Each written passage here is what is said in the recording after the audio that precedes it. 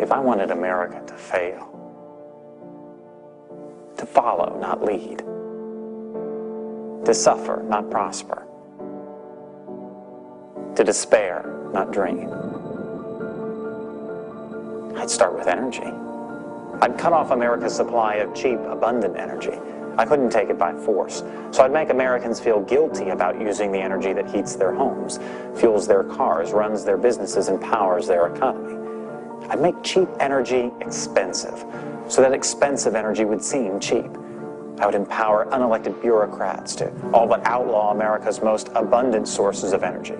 After banning its use in America, I'd make it illegal for American companies to ship it overseas. If I wanted America to fail, I'd use their schools to teach one generation of Americans that their factories and their cars will cause a new ice age, and I'd muster a straight face so I could teach the next generation that they're causing global warming. When it's cold out, I'd call it climate change instead. I'd imply that America's cities and factories could run on wind power and wishes. I'd teach children how to ignore the hypocrisy of condemning logging, mining, and farming while having roofs over their heads, heat in their homes, and food on their tables. I would never teach children that the free market is the only force in human history to uplift the poor, establish the middle class, and create lasting prosperity. Instead, I demonize prosperity itself so that they will not miss what they will never have. If I wanted America to fail, I would create countless new regulations and seldom cancel old ones that would be so complicated that only bureaucrats, lawyers, and lobbyists could understand them. That way small businesses with big ideas wouldn't stand a chance. And I would never have to worry about another Thomas Edison, Henry Ford, or Steve Jobs. I would ridicule as flat earthers those who urge them to lower energy costs by increasing supply.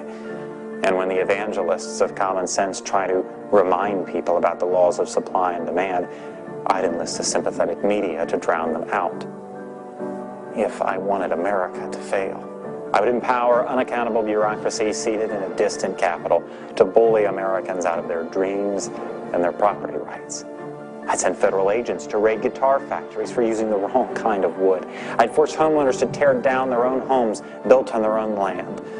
I'd make it almost impossible for farmers to farm, miners to mine, loggers to log, and builders to build. Because I don't believe in free markets, I'd invent false ones.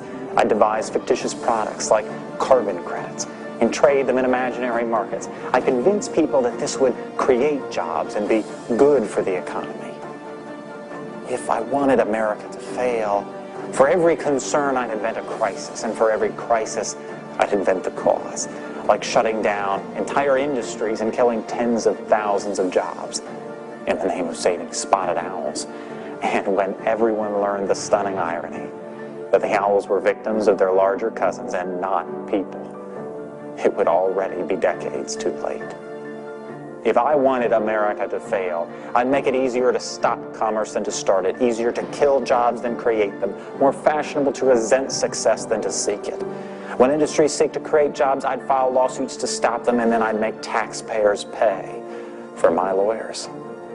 If I wanted America to fail, I would transform the environmental agenda from a document of conservation to an economic suicide pact.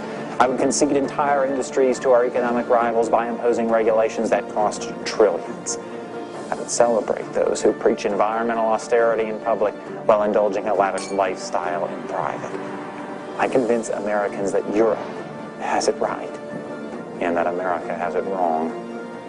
If I wanted America to fail, I would prey on the goodness and the decency of ordinary Americans.